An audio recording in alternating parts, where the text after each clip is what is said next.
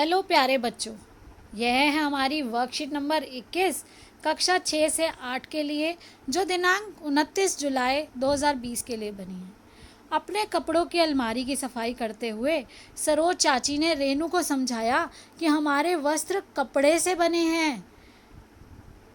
कपड़े रेशों से बने होते हैं तथा ये रेशे या तो प्राकृतिक होते हैं, जो पौधों या जानवरों से प्राप्त होते हैं, या कृत्रिम होते हैं, जिन्हें कृत्रिम स्रोतों या रसायनों के माध्यम से कारखानों में बनाया जाता है। तो देखिए, जो सरोज चाची हैं उन्होंने रेनू को क्या बताया कि जो हम कपड़े पहनते हैं वो रेशों से बने हैं, और वो रेशे जो हैं वो कहाँ से प्राप्त होते हैं। अगर वो प्राप्त होते हैं हमें प्रकृति से, यानी कि पौधों से, जानवरों से, तो उन्हें प्राकृतिक बोलते हैं। और यदि वो कहीं पर मशीनों से या रसायनों से बनाए जाते हैं कारखानों में, तो उन्हें कृत्रिम बोलते हैं, जिसे इंग्लिश में सिंथेटिक भी बोला जाता है। अब देखिए प्रश्न नंबर 1 में जादुई बॉक्स में से निकले सही रेशे को चुनिए और नीचे दिए गए संकेतों की मदद से रिक्त स्थान भरिए। तो देखिए बेटा, यहाँ पर जादुई बक्से में से निकला जूट, ऊन, प्लास्टिक, नायलॉन, रेशम और कपास। आप देखिए, ये जो हरे रंग के दो प्लास्टिक और नायलॉन दिखाए गए हैं, ये कृत्रिम हैं, ये रसायनों से बने हैं। और जूट, ऊन, रेशम, कपास, ये रेशे प्राकृतिक हैं, क्योंकि ये हमें पौधों या जानवरों से मिले हैं। जैसा कि ऊन किससे मिला है? ऊन हमें जानवर से मिला है। जी हाँ, भेड़ से। तो अब देखिए, इसी से संबंधित हमारे कुछ रिक्त स्थान दिए गए हैं, जिनके उत्तर हमें देने हैं। पहला है, मेरी माँ केवल विशेष अवसरों पर इस सुंदर डैश की साड़ी को पहनती है। तो आप देखिए, साड़ी यहाँ पर आपको बनाकर दी गई है, और यहाँ पर क्या उत्तर आना चाहिए? बिल्कुल सही। साड़ी किसकी बनी हुई है ये? जी, साड़ी बनी हुई है रेशम की। ये रेशमी साड़ी है, तो ये रेशम की साड़ी है आपकी। अब देखिए, हमें उसके बाद दिया गया, यह मेरी दादी की शॉल है जो डैश से बनी है। तो देखिए, आपको ऊन का चित्र भी दिया गया है, तो यहाँ पर क्या आएगा? ऊन। मैं अधिकतर इस दरी पर बैठकर पढ़ाई करता या करती हूँ, यह डैश से बनी है। तो देखिए, यहाँ पर ये कपास, ये रुई का दिखाया गया है, और उसके पौधे का चित्र दिया गया है। तो यहाँ पर आप लिखेंगे कपास।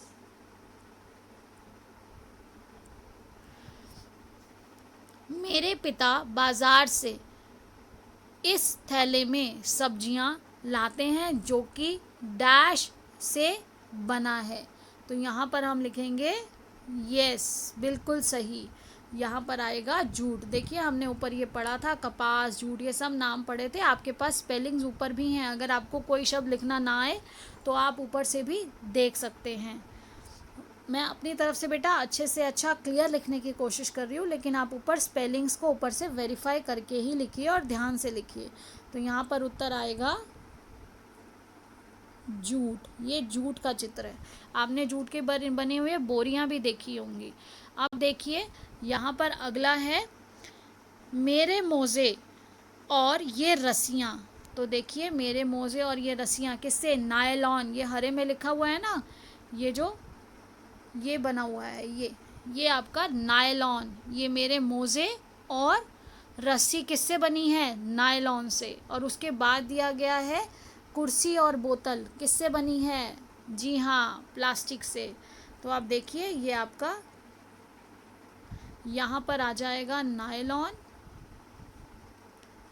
यहाँ पर नायलॉन आना है, जो मैंने ऊपर अभी आपको दिखाया।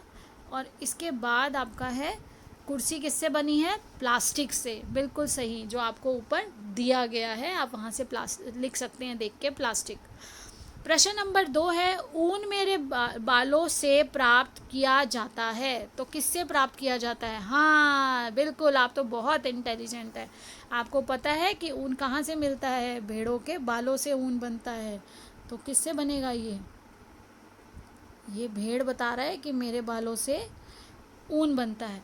फिर मैं चिकना नरम और चमकदार हूँ। मेरे रेशों से बने कपड़े महंगे होते हैं। जी बिल्कुल सही, रेशम।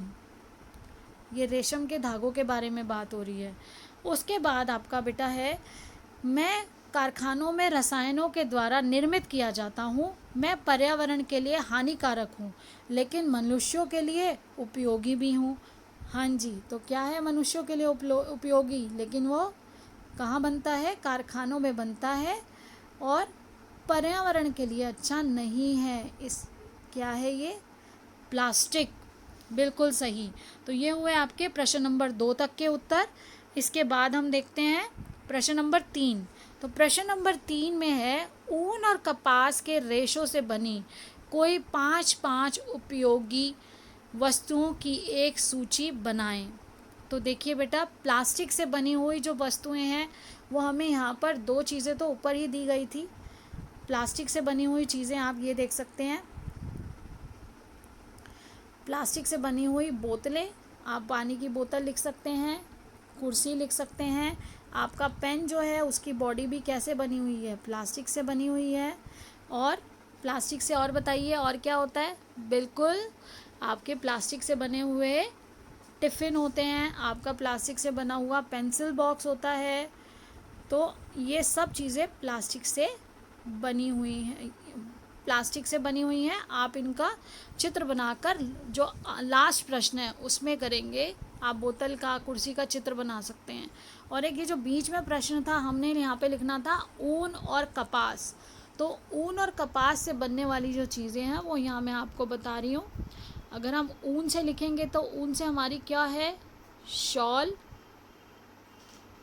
ये देखिए ऊपर हमारे पास यहाँ पे दादी जी की शॉल के बारे में कहा गया था। ऊन से क्या बना? शॉल। ऊनी मोज़े भी बनते हैं सर्दियों में, ऊनी टोपी भी बनती है।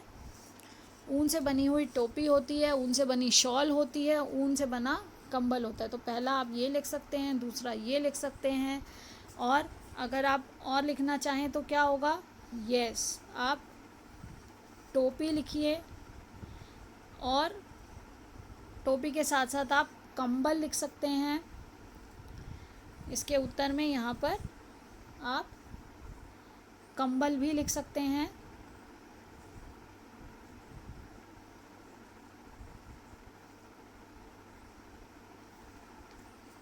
तो ये सारी चीज़ें आप ऊन में लिख सकते हैं कि आप टोपी, मोज़े, शॉल, स्वेटर।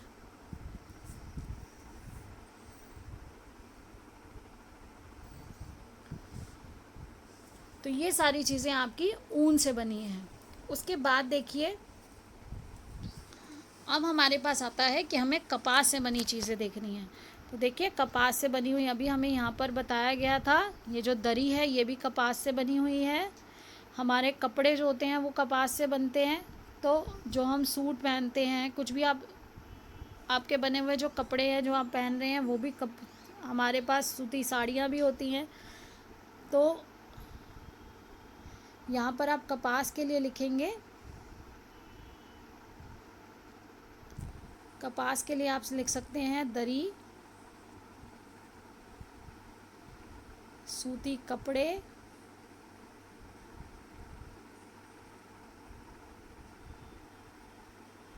थैले।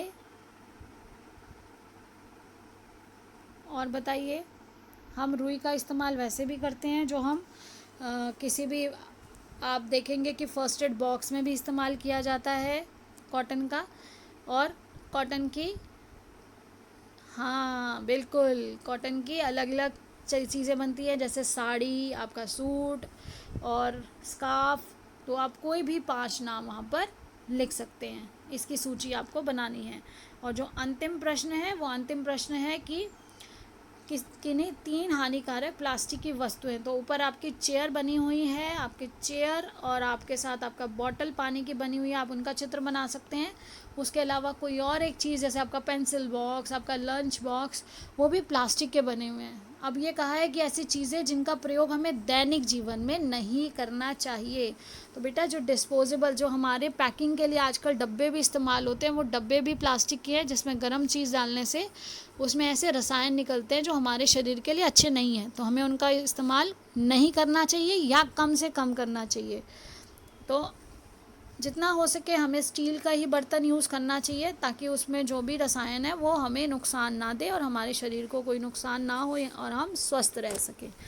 तो मैं आशा करती हूँ आपको आपकी वर्कशीट अच्छे से समझ आ गई होगी। आप पढ़िए, इंजॉय करिए इसको, और साथ साथ अपने जो बुक में चैप्टर है इसका फाइबर टू फैब्रिक, जो आपका ये सारा बता रहा है कि कपड़े कैसे बना, उसको भी ज़रूर पढ़िए ताकि आपको अच्छे से समझ आए और अब इसके बारे में और भी ज़्यादा जानकारी प्राप्त कर सकें। बेटा इस वीडियो को अपने जानने वाले और बच्चों को भी दीजिए जो ज़्यादा से ज़्यादा इसे पढ़ सकें और समय पर अपना काम कर सकें। Thank you so much. enjoy, explore and keep learning. Thank you so much.